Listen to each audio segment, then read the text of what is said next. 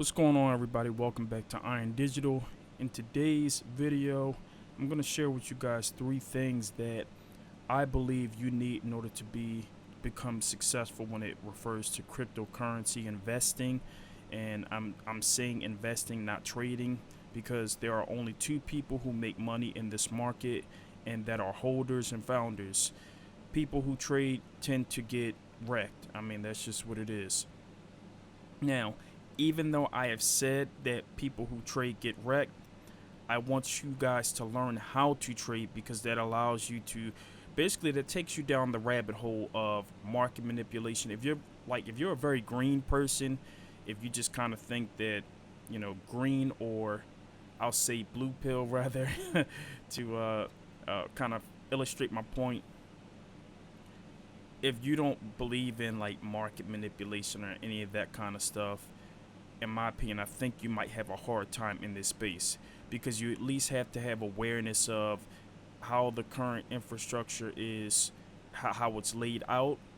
And I think trading it kind of puts you down that, or brings you down that rabbit hole, so to speak.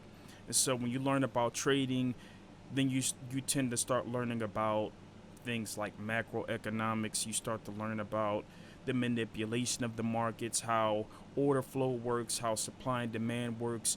Those are the things that you really should understand, especially from a psychological standpoint, because your competitors, the people who are also buying and selling out here, you need to understand how they think.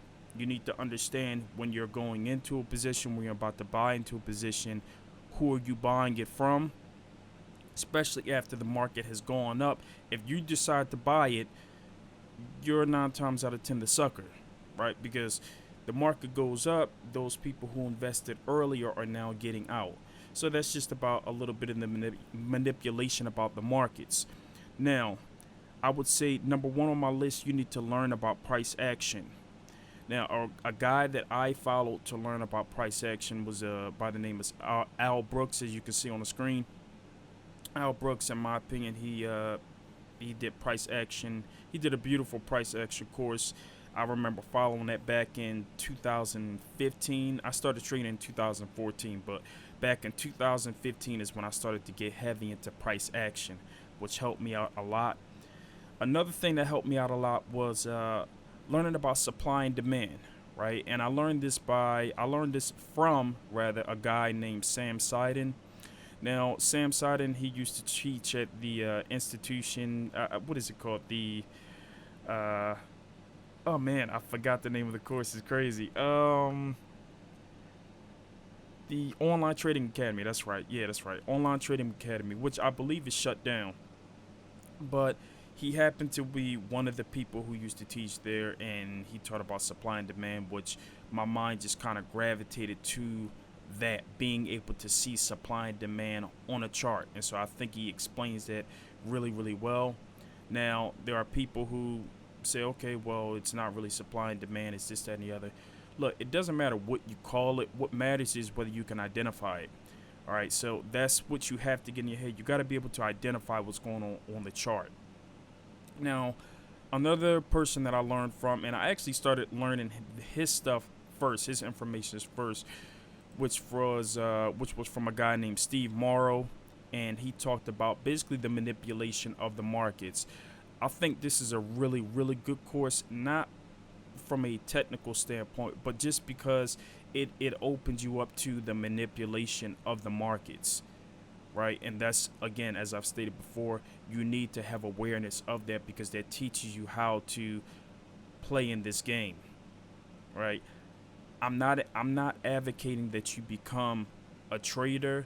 What I'm saying is learning this stuff is going to help you become a better investor. It really is. This helped me drastically become a better investor, because, again, like I said, it teaches you about the psychology. So I thought his course was really, really good. All of this stuff, all of these guys that I've gone through, all of their information is right there on YouTube. You didn't even have to go far. Now, another site that you could go to, which I've gone to before, I'm not making any money from plugging this site, but I've just used the site before to get many, many different courses, was a site called forexben.com. I've gotten several different courses. There's several different trading courses here that can help you out.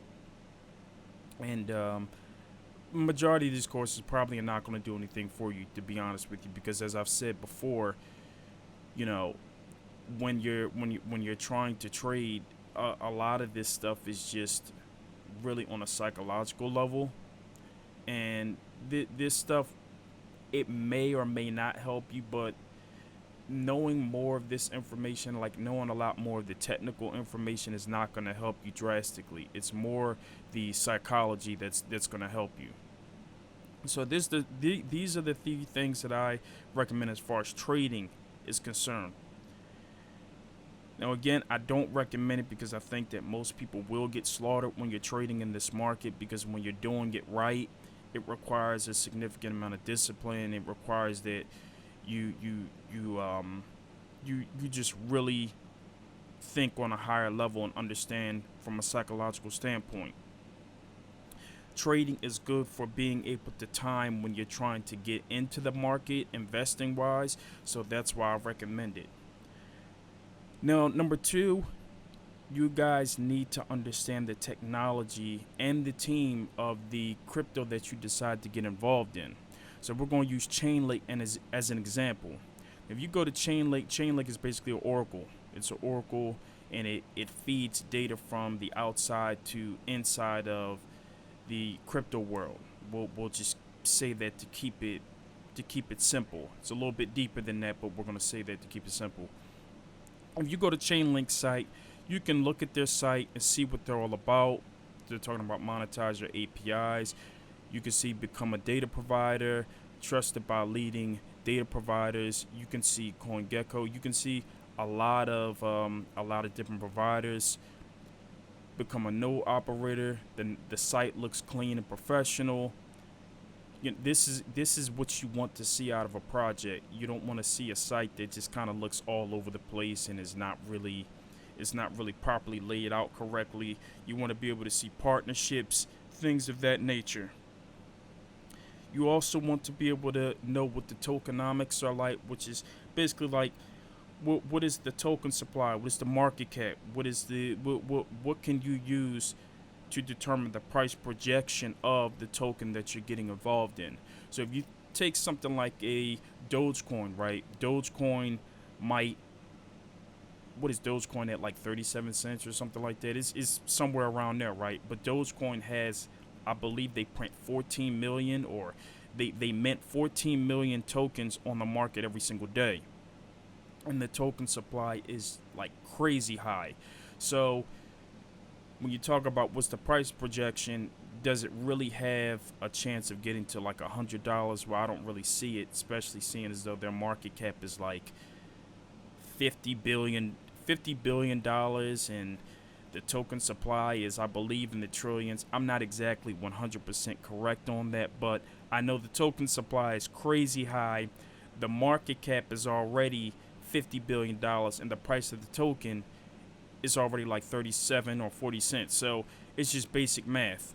If you're gonna go from 40 cents all the way to $100, and the market cap is already 50 billion, you would be like hundreds of trillions or somewhere around that amount for Dogecoin to have any value. I don't see that happening. I just don't. Not to say that it's impossible, but I just don't see it happening.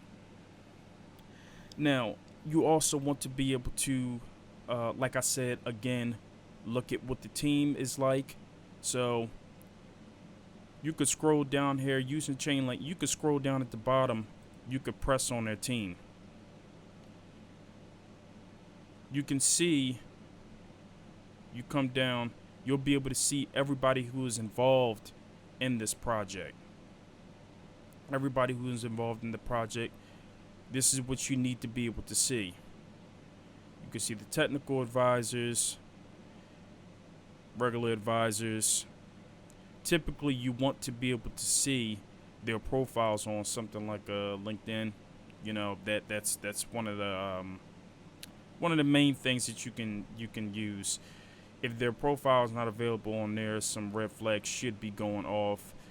Chainlink is a solid protocol, so I mean, this is nothing to even question with them. This is just as I've stated before, using this as an example.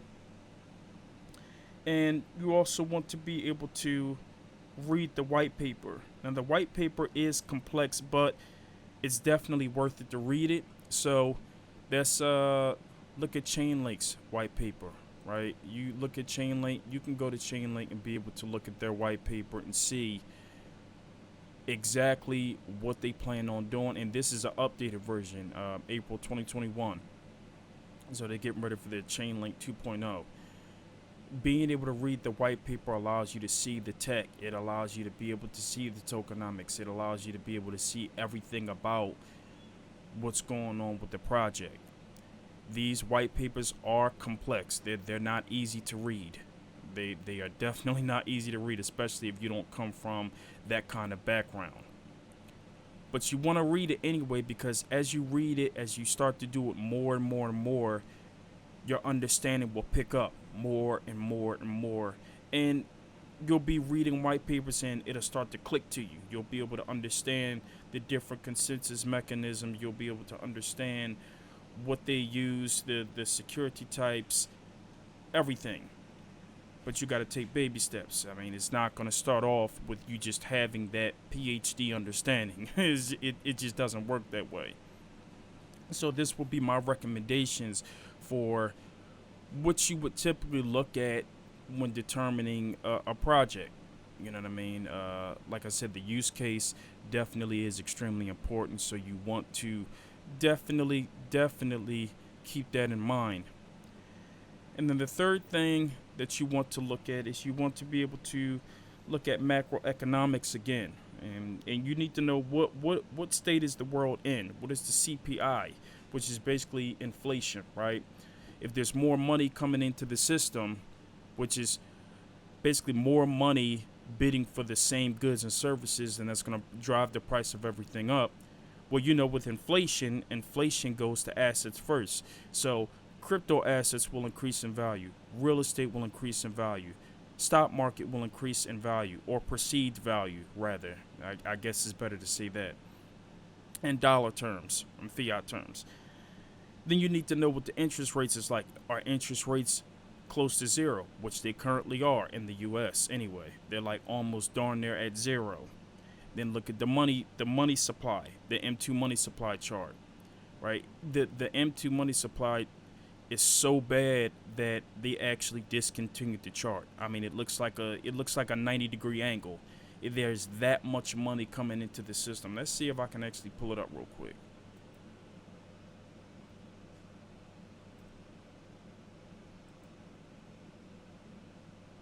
And you can see right there, it's been discontinued. It's been discontinued.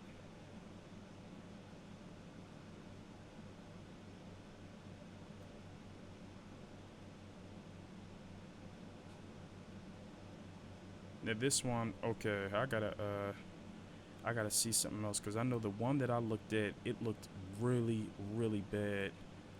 I'm trying to think if this is the right one. There's a lot of different versions of this kind of stuff.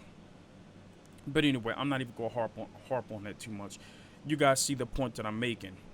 A lot of money has been printed. A lot more money is going to continue being printed because of the state that the U.S. especially is in right now. So, knowing that those are fundamentals that you want to stick, that you want to use to gauge whether you want to stick with your investment or not stick with it.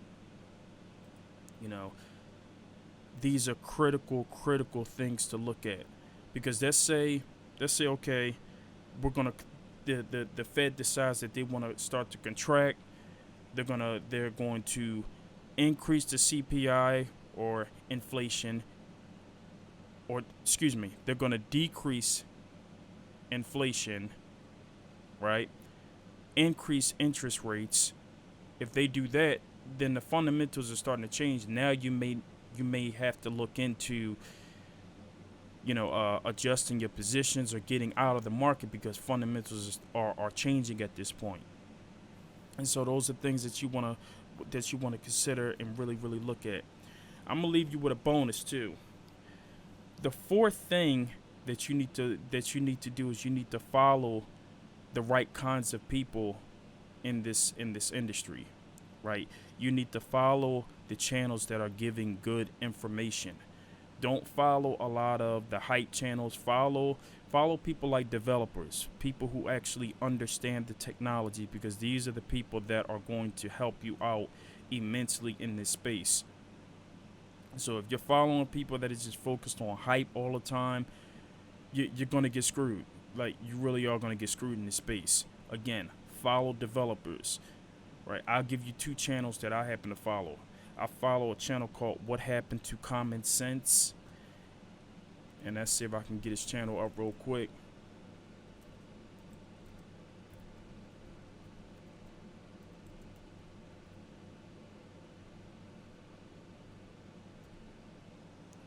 And so this brother's really thorough. He's on point with his analysis when it comes to the market. This is a guy that you definitely have to stay tuned into. I've looked at a lot of different channels in this space, but What Happened to Common Sense is probably my top three. I mean, the guy is solid. He knows his stuff a whole lot. Another one is DAP University.